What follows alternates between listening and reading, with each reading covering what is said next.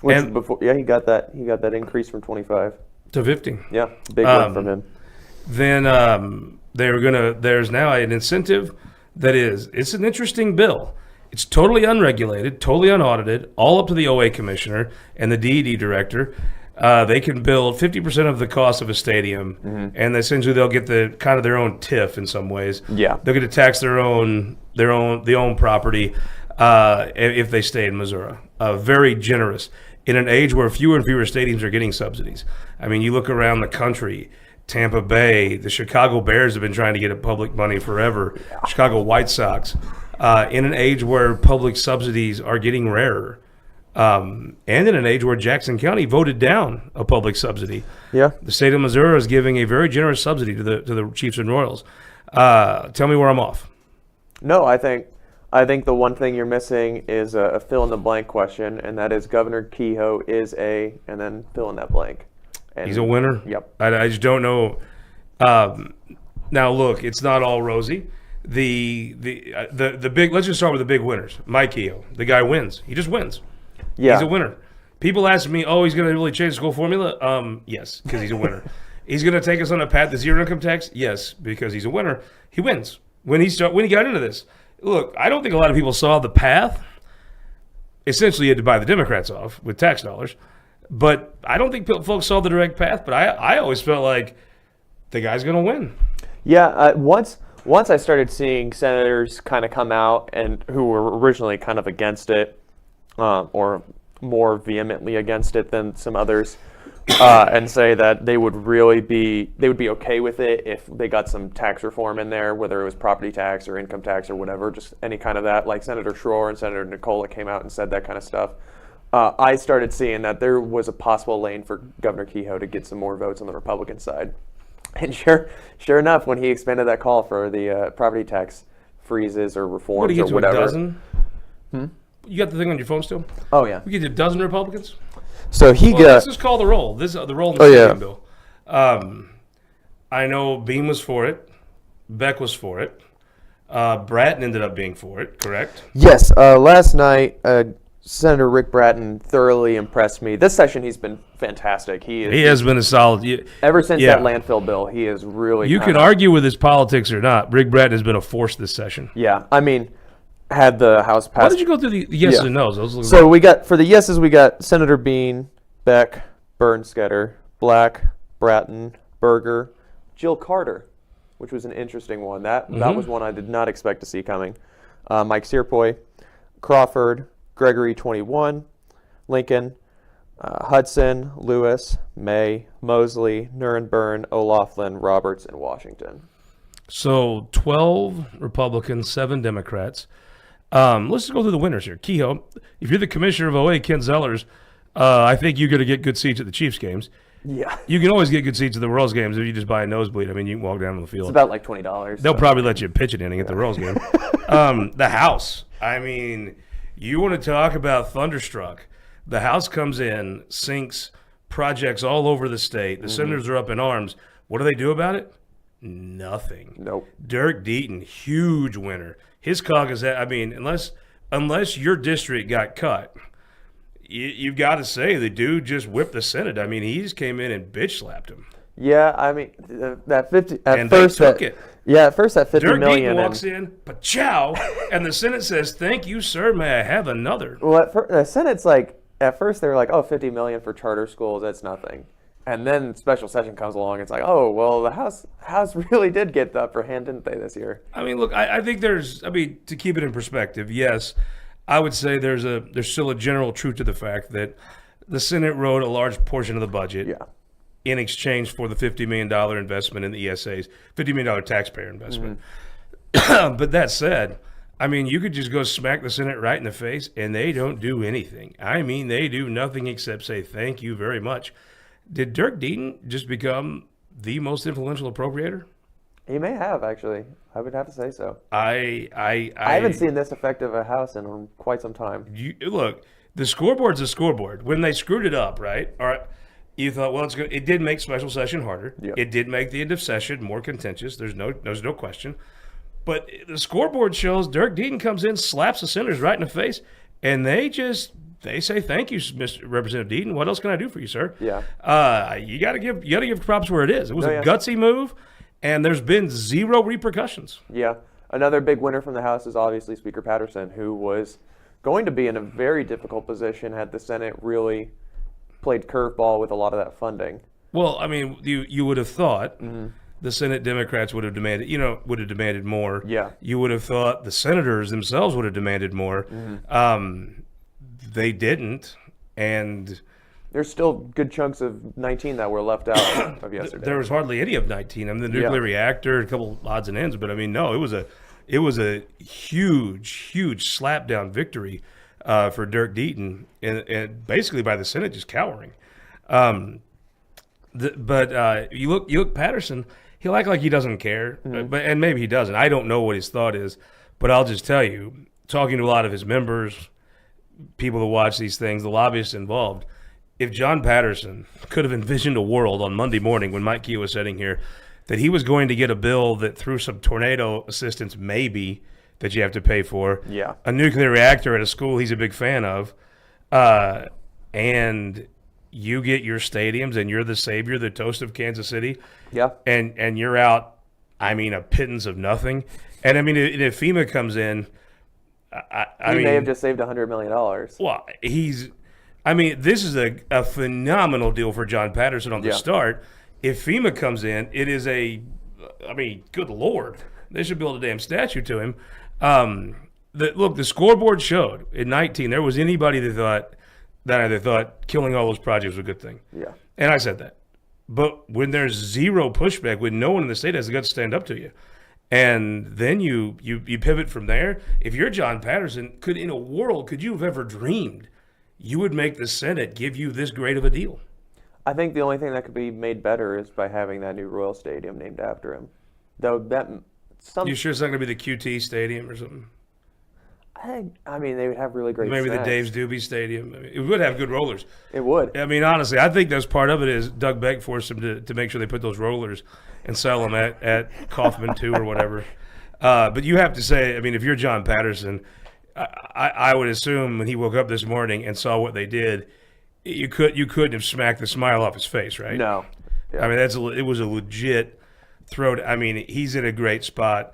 And you have to say, they just outplayed the Senate. Yeah, it's going to be interesting, especially next session, to see if any of this kind of comes back. I don't know. I mean, Senate Democrats talk big game at the end of session. Oh, they talked a big game. Now, here's the thing. I'll give you the winners and losers. I'll go with another winner. If you live on I-70, this special session was for you. Yeah. If you live on I-70, this is a party and a state obsessed with cities. It is a rural party who has this urban foot fetish that all they care about is I-70. I mean, getting these folks to give a damn about Chillicothe or Dexter just ain't going to happen. I know they threw some little pittance of a housing thing in that 37 counties, including the city of St. Louis, can all be a part of. I'll be interested to see how much money that goes off of I-70. If I had to guess, very little. But that's what the Chiefs and Royals. In an age where very few teams are getting public subsidies, they got a very generous public subsidy. You have to tip your hat to them. Yeah. No, the Chiefs and Royals definitely came out big winners in this. It'll be interesting to see how that kind of goes forward in terms of if there's any repercussions against this vote for the senators who take I'll get to that. But when we're talking about winners, I got a winner for you, too, Senate leadership. Oh, yeah. Cindy O'Loughlin, Tony Luetkemeyer. I mean, to me, getting this perfected and third read in 16 hours is incredible. Yeah. Because I've watched these. The longer they linger on, the more problems and issues. They got a public subsidy for a sports stadium, literally giving billionaires your tax dollars. Yeah. Done in 16 hours. On the opposite side from Cindy's district too, like Tony came out a big winner for his district there, but I mean Cindy was on the total opposite side of the state and came through and got this win though. I mean, I just think you can like the idea of the stadiums or not. Yeah. You can think it's the state's job for the storm damage or whatever. You could make cases for and against all that. But from a legislative craft standpoint, getting this thing in and out that quickly is, to me, very, very impressive. it's a testament to Senate leadership's ability to get, especially Cindy and Tony's leadership skills to get that kind of stuff through. But again, it really is a testament to Kehoe's relationship with that chamber. I mean, he was working the Senate floors pretty much all day yesterday. Well, and you have to trade on something because you weren't giving them anything. No. Like Jason Bean got nothing for this. Yeah. Jamie Berger, nothing. This was just Kehoe, you vote with him, right? Yeah. I mean, yeah. I can't think of what they got. Let's do the meh, right? The meh would be the Senate Democrats. I mean, their line is going to be there's $1 billion going to be spent all on I-70, all in Democrat districts. They'll say the tornado stuff. They tell me that they're going to really be tough on the Republicans in January. It's not that I think they're lying. I just think kind of a long time that's for them bullshit. to really get to that so point. You're pissed off, and 2 weeks later you come back and you give in easily, and you're telling me 7 months later you're going to be mad? I'm a skeptical hillbilly. My German skepticism comes out about that. The truth is there was absolutely no ramifications for the PQs. Not one thing happened because of them. You could say that's good or bad. I'll tell you who it's bad for. Folks like myself that love the traditions of the Senate. It is a bad day for them because having PQs and having there be not only no ramifications, actually helping the majority. I don't know. I mean, it is not a good day for the traditions of the Senate, how meekly the Senate Democrats went along literally days after a PQ. The only Senate Democrats I see as winning from the stadium was obviously the two Jackson County Democrats and Senator Nirenberg, who has Stephen a good, Weber won. Well, Stephen, but when it comes to the stadium vote, I mean, Senator Nirenberg has a very good chance of getting that Royal Stadium in her district, which could be a huge boon for economic development for her.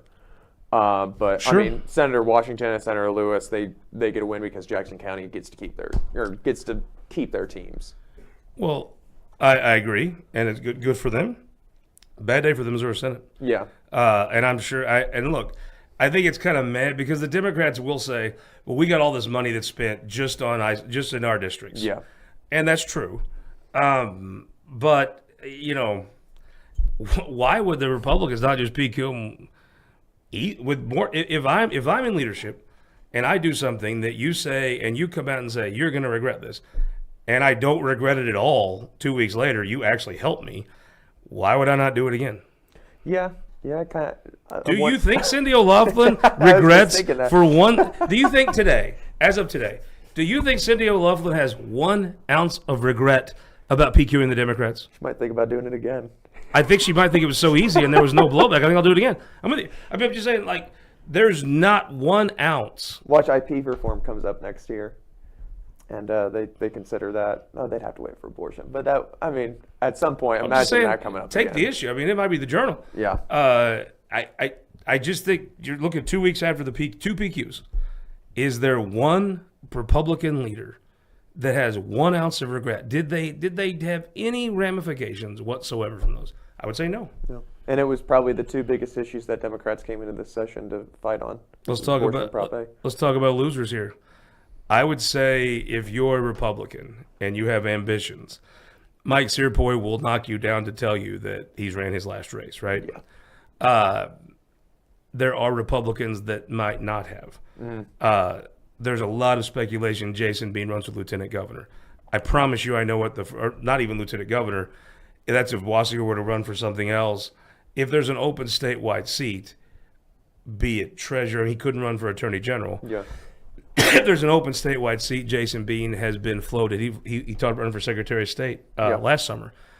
If there's an open statewide spot, he's talked about running.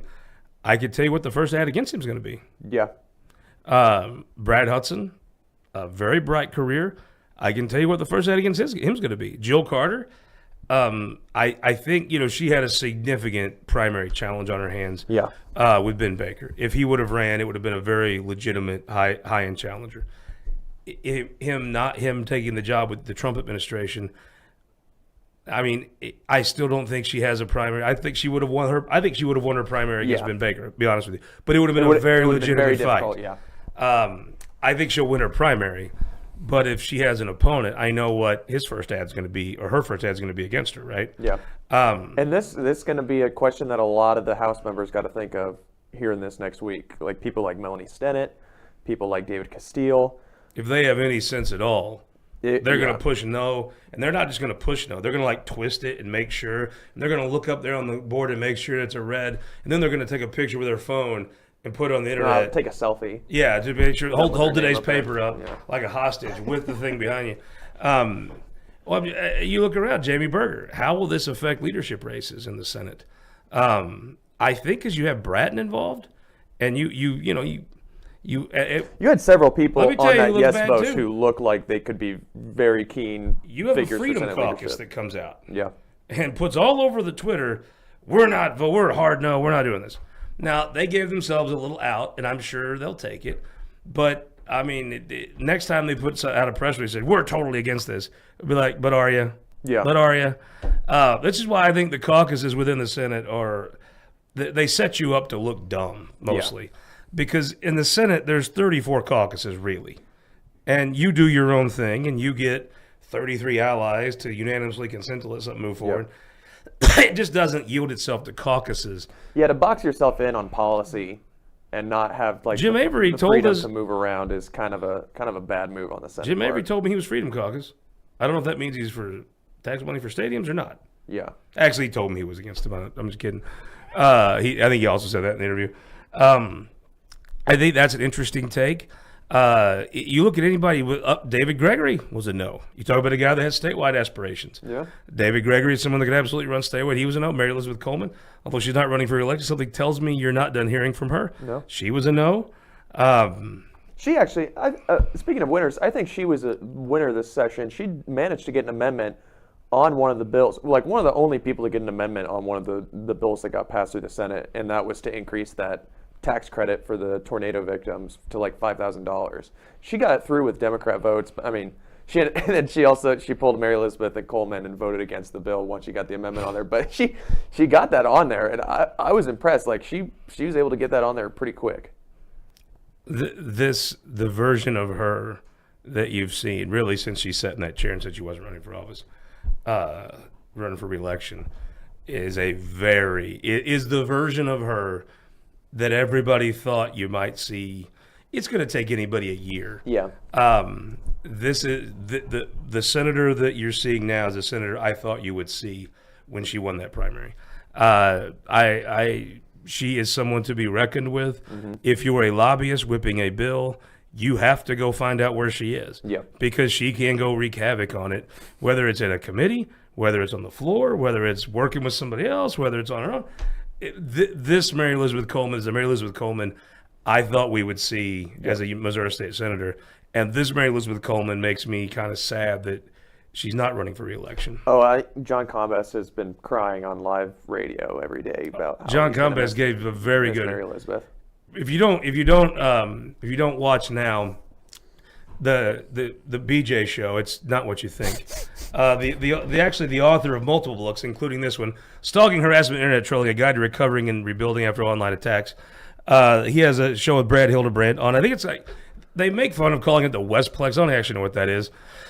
St. Louis. I to this day can't figure out how to get it on the internet. I always watch it on YouTube. That's what I watch it on. Yeah. I'm sure you can. I'm just bad at figuring out how to. Well, you can't figure out how to get onto your Instagram either, I think.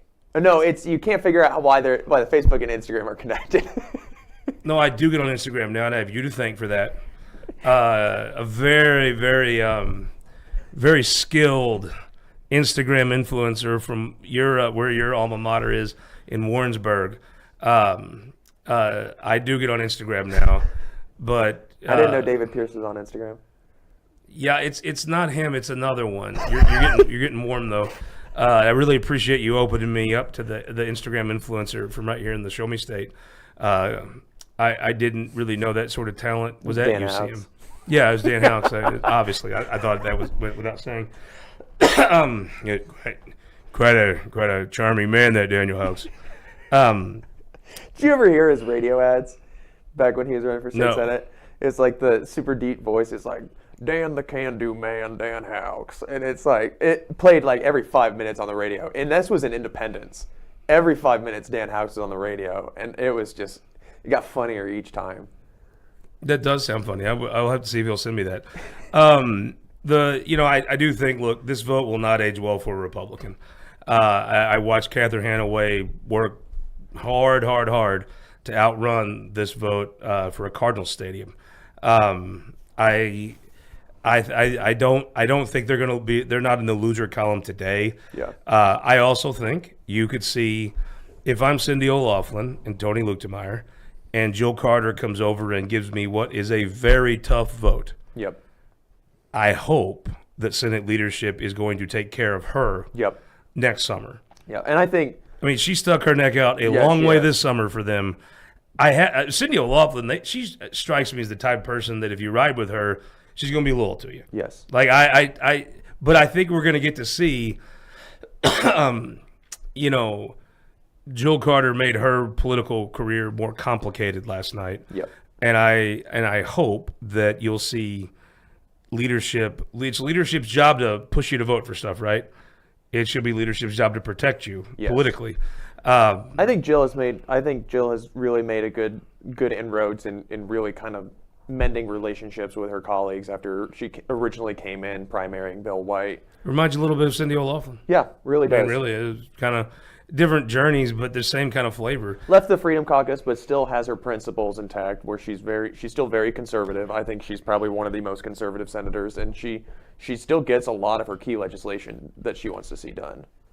So, just recapping the week, the Senate passed tornado assistance. Yep. Very needed. I've seen it myself.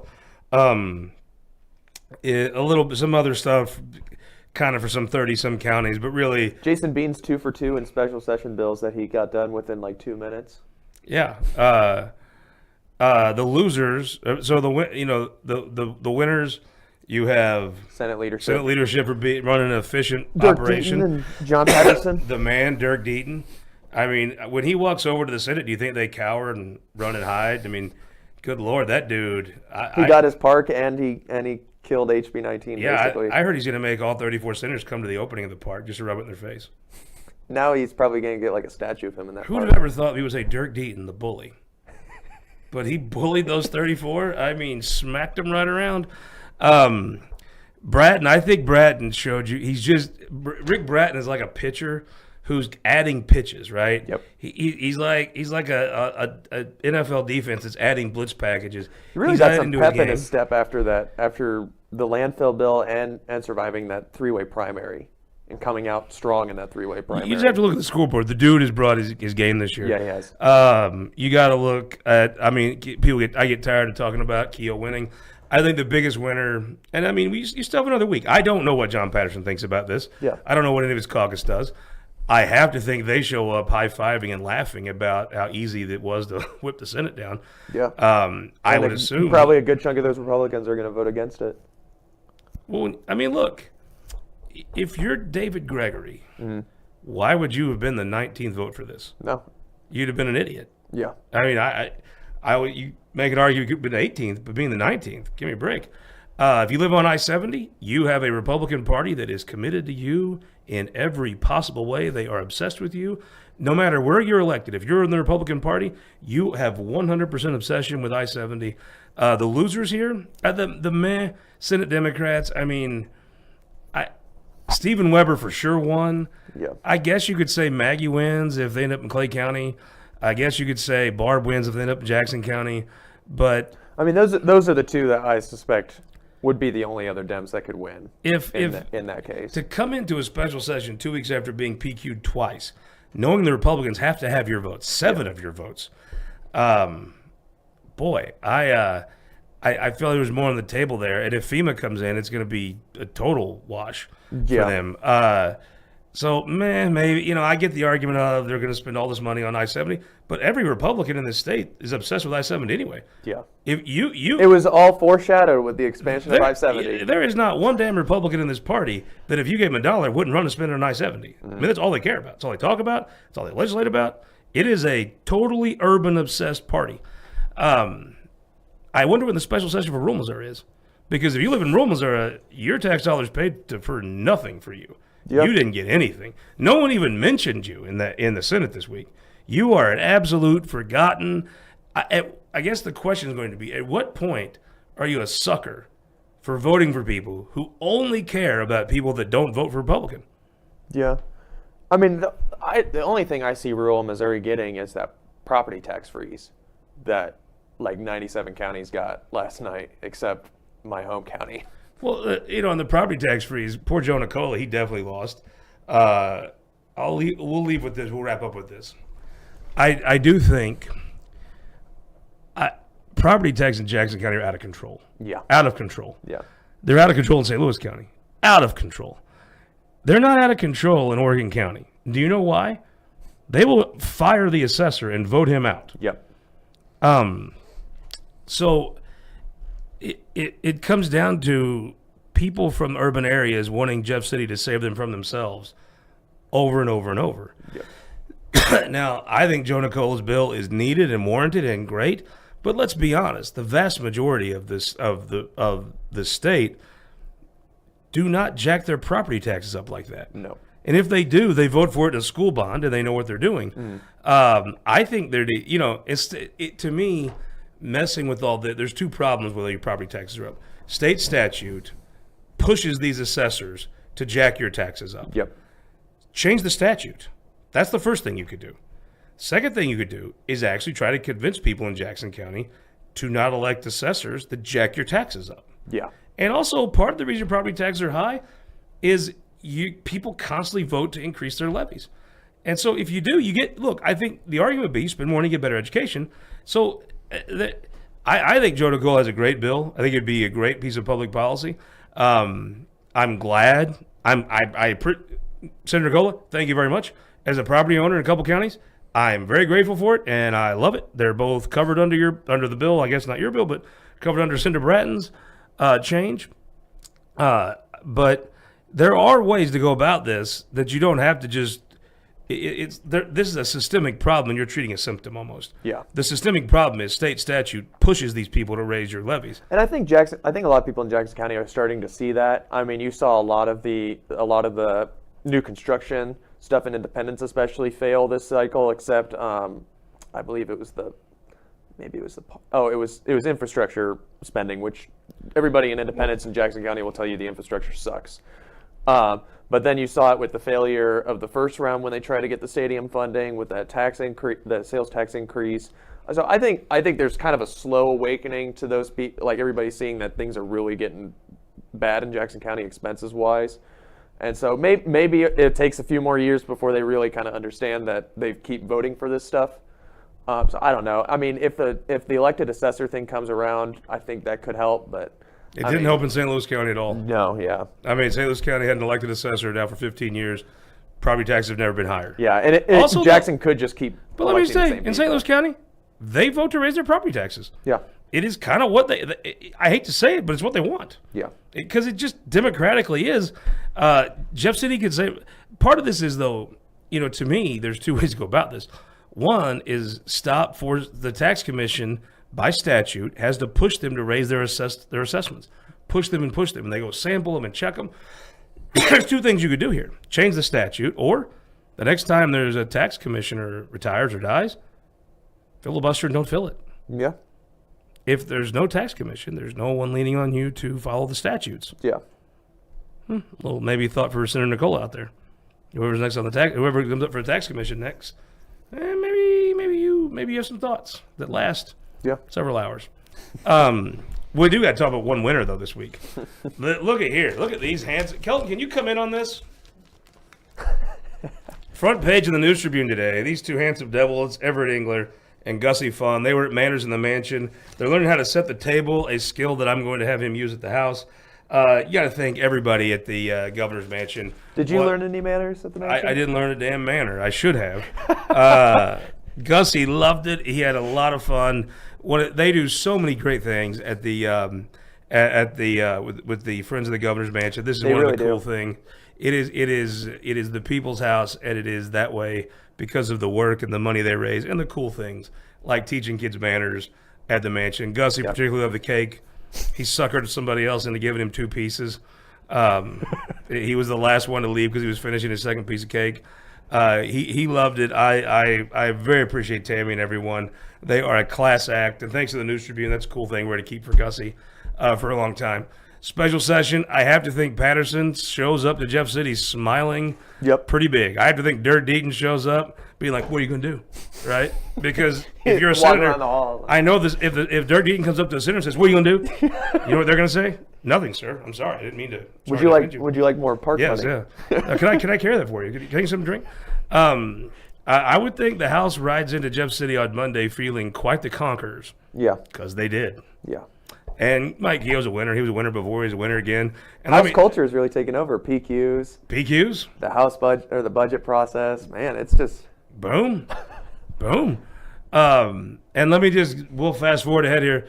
The next big project Mike Keogh takes on, I'm going to predict probably win. Don't even need the sign of knowledge. No, we don't even have one. I was thirsty. Pretty much given. Well, we don't need sign of knowledge when we're reviewing like what just happened 12 hours ago. As a matter of fact, you'll be in Springfield later tonight to broadcast Betsy Fogel's announcement. Yeah. You just don't sleep? No. Vampire Jake Gross. I've been up since last night. So. Well, thank you very much. We will see you Sunday. We're gonna splice together our interview with Mike Keogh for This Week in Missouri Politics. Jake will be live from Springfield tonight for Betsy Fogel's kickoff. I'm going to be tonight at the Lodge of DePere. We're going to have a legislative recap in St. Louis County. This could be a trap. I don't know. My buddy Mark Cox and 97.1 are having this event. It's going to be fun. We're going to have a good time tonight. I assume, and I guess I'm asking, they're going to have beer there, right? Well, if you walk in there, Scott, and you see a giant cage with some Bud Lights and some gas station chicken, it's probably a trap. Yeah, but I'm going to fall into it, though. I mean, if it's got gas station chicken, that's Mike. I mean, You might need to bring Kelton to keep you safe. I'd have to go like this, but I could probably smell it, and I'd end up walking right into it. No, we're going to have a good time tonight with our friends in St. Louis County. Appreciate y'all watching. Thanks for following special session coverage brought to you by United Fiber and the sponsors here, Courtyard by Marriott, United Fiber in the great Northwest, as Senator Hageman would say. Thank you, guys, and we will see you Sunday for This Week in Missouri Politics, and tonight. Yeah. Even better.